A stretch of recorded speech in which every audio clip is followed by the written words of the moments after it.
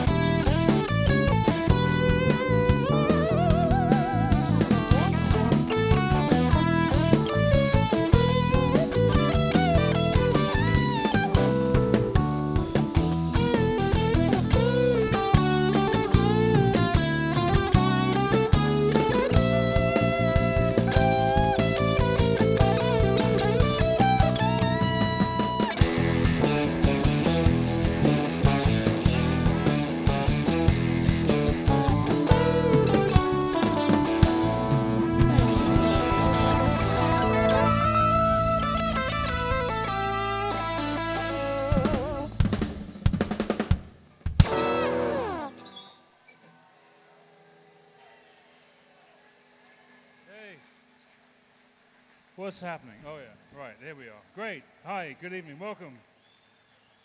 Welcome to the greatest show on earth. This is the Ray Russell Band. And full of incredibly great musicians. Right, that was Broadway Rundown off an album of ours. And we're going to play kind of something that's a bit newer now called Now More Than Ever. Okay.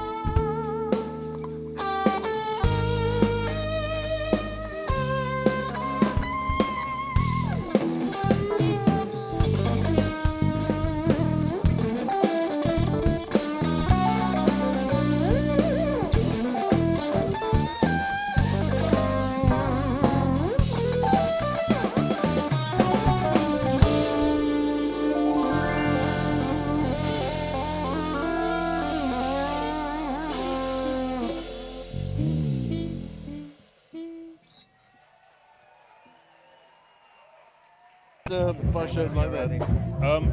Well, I first became interested in deck chairs in the 50s. I built up my collection. Did you charge for this? What for deck chairs? Yeah. There's so much an hour. Yeah, I put them out.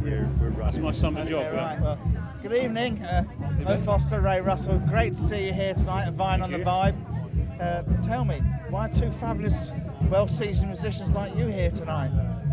Can I just? I'm sorry. I'm going to help you. It's called Vibes from the Vine. Vibes on the Vine. Did I say You said that? Vine on the Vibe. Oh, I'm sorry. It'll help you if you say. Start it again, Eric. Yeah, right. You ready? Oh no, Take no, two. this is a crack Sorry, up. guys. But Sorry. darling, I really. Oh, sorry. No. Ready? Here we go. Sorry. Mo Foster, Ray Russell. Great to see you here tonight at the Vibe on the Vine. Vibes from the Vine. Yes. And two seasoned musicians like yourselves, very busy, very professional. What are you doing here tonight? What are you doing here tonight? Ray? What am I doing here? Well, obviously supporting Cancer Research UK because it's such a worthy cause, and it brings.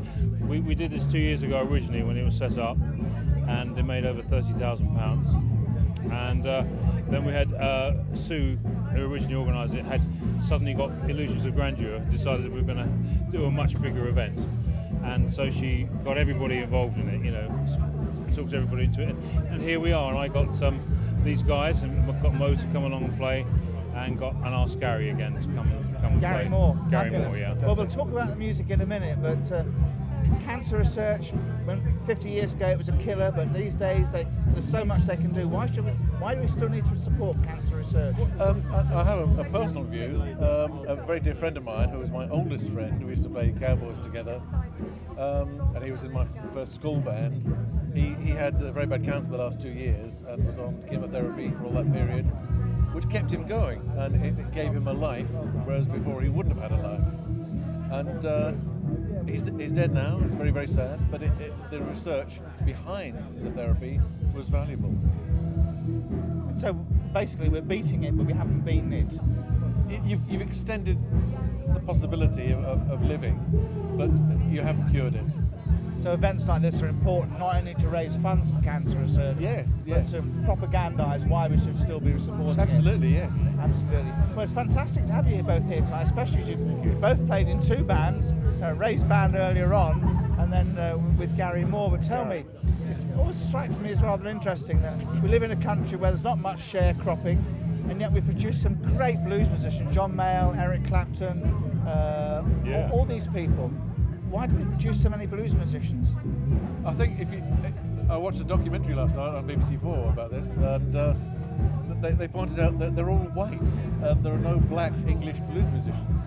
It's as if they weren't. The black guys in England aren't American; they're from the Caribbean or whatever, and it just doesn't work that way around. But we come from a position of some kind of comfort and find it charming. I think that for all the wrong reasons. Well, Mark was more interested in the blues with John Mayall, and they in turn, because of that, actually, you know, B.B. King came over. They got interested in the actual source of the music. It was really very strange how that worked. And there was one guy. I'm sorry, I forgot his name. He came over. It was tragic. He was brought over here to play, American black guy, and he felt very ill at ease in restaurants. Did you see that? He felt unable to eat in front of white guys because that's what his life was like. It's dreadful. But it's easy here. But in your career, well, you've played with people like Gil Evans. And Ray, yes. And Ray. Yeah. And Gil Evans worked for Miles Davis. He also did a fantastic orchestration arrangement of a lot of Jimi Hendrix stuff. Yeah, Sketches of Spain. He was my hero when I was at university and onwards. And I was in America on tour. I got a phone call from Ray and said, by the way, when you get home, we're going on tour with Gil Evans. With his And you British went on band. tour as well with Gil Evans? Yeah.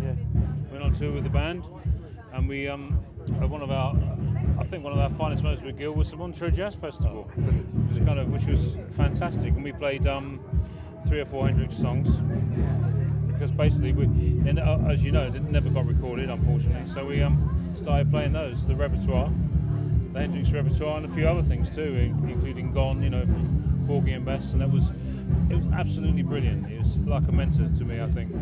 Well, he did an album called Porgy and Bess, and there's a piece on that that has this lovely sequence of descending chords at the end. And when I was at college, I was so enchanted by this, I recorded it onto a piece of 7.5-inch tape, and it was 15 feet long.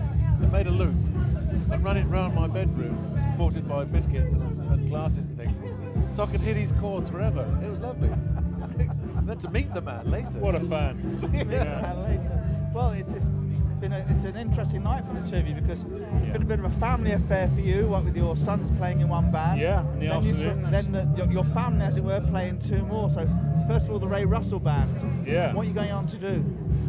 What are we going on to do? Well, I'm going on to sleep now. Exactly, a very long one. Sort of, well, you know, I'm trying to put an album together, and we always took up because we write together, and you know, we always see each other, don't we? And write and do gigs. So I'm not exactly sure what we're doing, but we're writing all kinds of stuff. I'm writing a musical. What's the chances of playing with somebody like Sonny Landreth over here? No idea. Well, I don't know. It's a grapevine. It's all grapevine, yeah. You never know. I mean, one day it changes. You get a phone call and it's out of the blue. It's fantastic, isn't it? That's the way it works as a freelance musician. So, will the festival repeat itself here? 2 years time? Well, this is our second gig of this tour. Yeah. The first one was 3 years ago in a field next door. And that's right. Yeah. So watch out in 19 quick edition here. What year is it now? 2009. So what's this morning? I think it will be. 2012. I think it will be biannual. I think it will probably be 11 before. Really? Yeah. I guess you know, because from the last festival, the two biannual festival, they've been working getting this together. So it's taken nearly 2 years to actually get this stuff together. That's very good. So you know, they all put in a lot of time on it. So it was fabulous seeing the pair of you playing with Gary Moore. Did you rehearse that number beforehand, or was it totally off the top?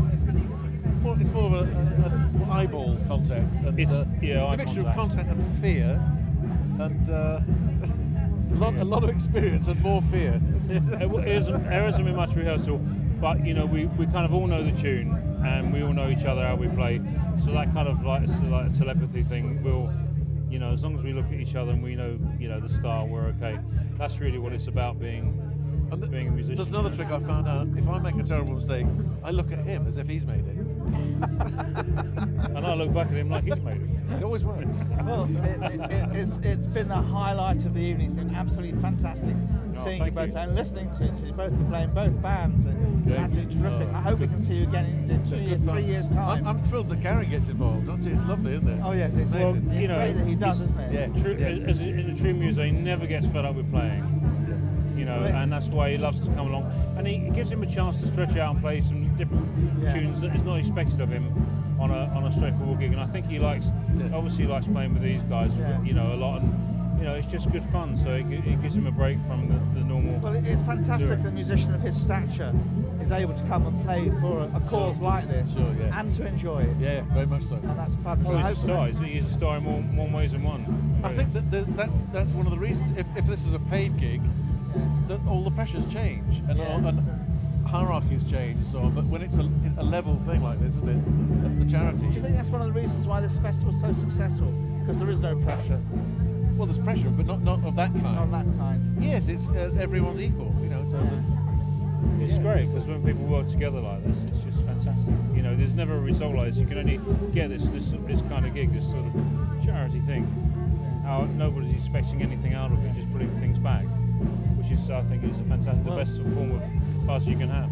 We got a lot out of it tonight listening to you guys. Fantastic. I want to thank you very much, and I hope we can see you all again in 3 years' time. And thank you very much for giving us Thank you. time. Great pleasure. for the interview. Great Thank you, pleasure. guys. Thank you. Thanks, folks.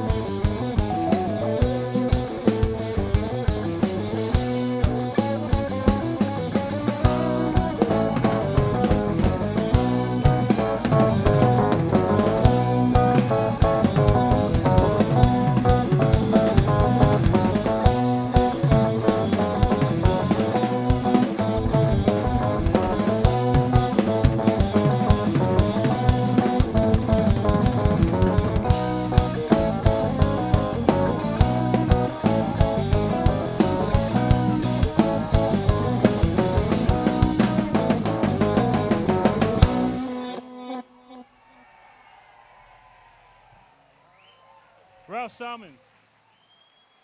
Here's the man.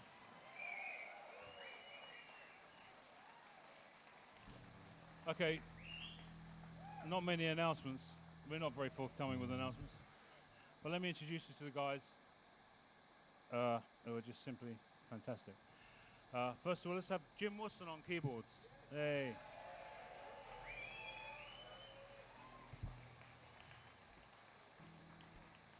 Mo Foster on bass.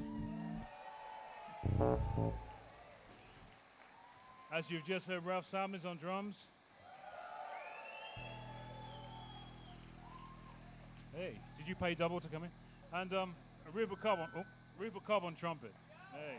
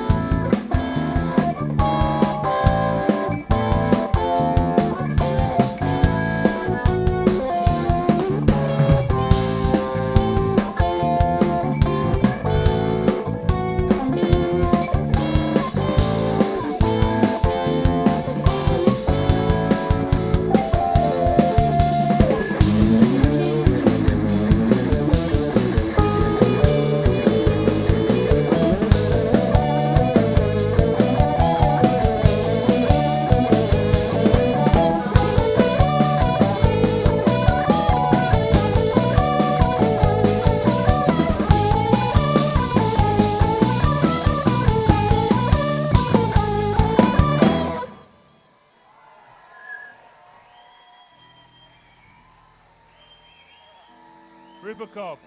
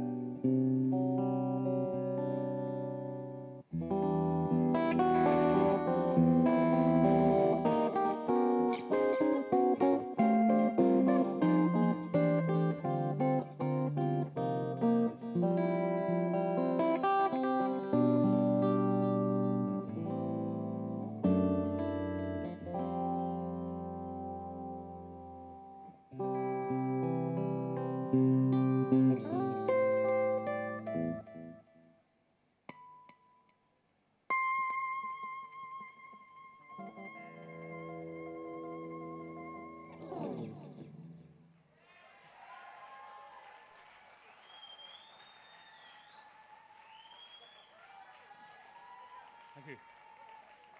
Huh? Oh, yeah. It's your song next. Shaping Up. It's your song. Thank you.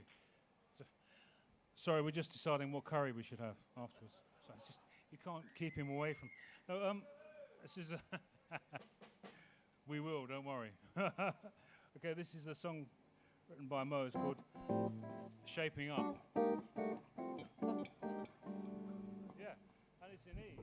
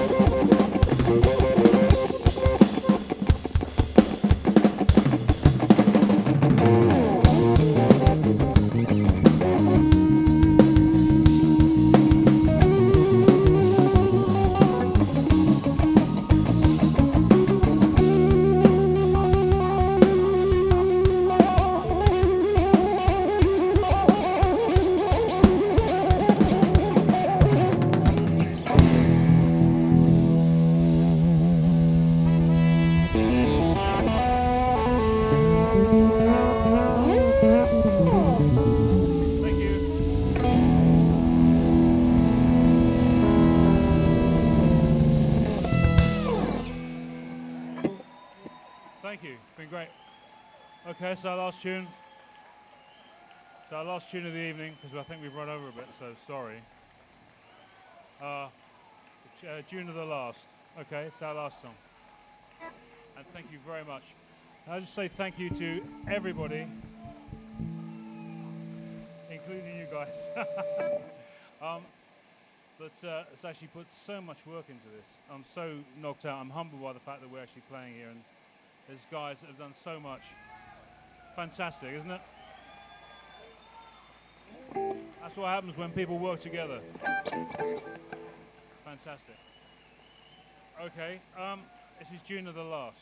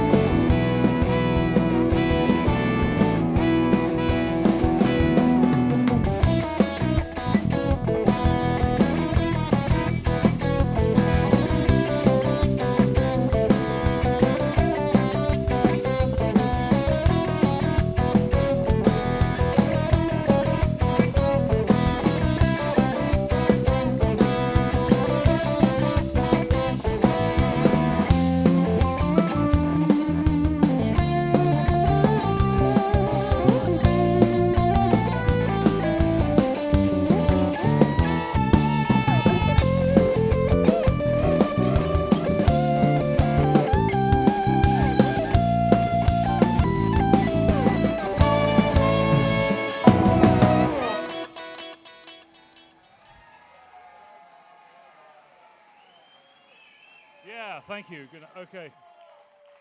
That's it. Thank you very much. Jim Watson, Mo Foster, Ralph Salmins, Rupert Cobb, and me, Ray Russell. Thank you.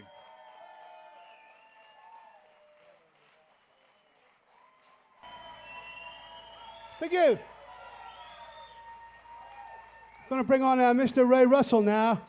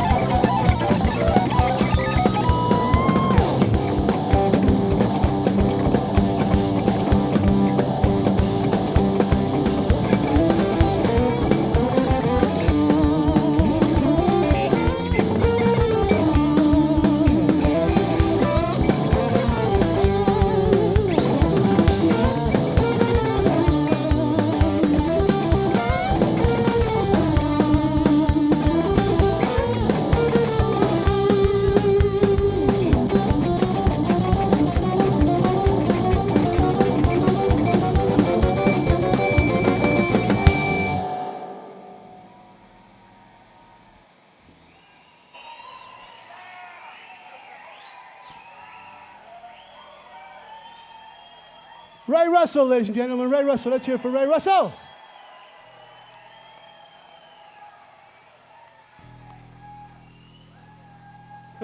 Thank you very much.